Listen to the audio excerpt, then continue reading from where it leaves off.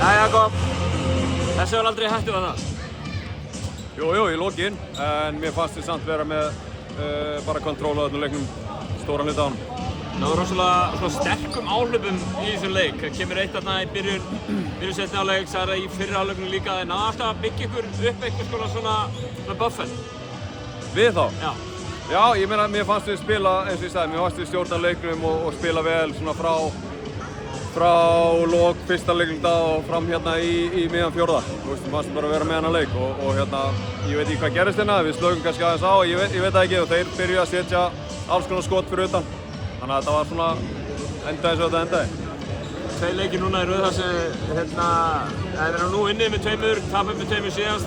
Hversu mikilvægt er að fá svona leiki svona rétt fyrir úrslitakeppni?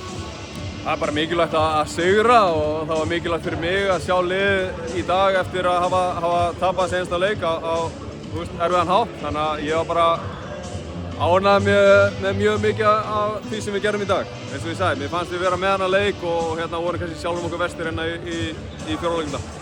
Draumurinn Val í fyrstu umferð, hann ennþá lifandi?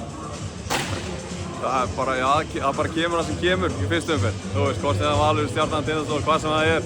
Við tökum því bara. Til hamingju með sigurinn. Takk.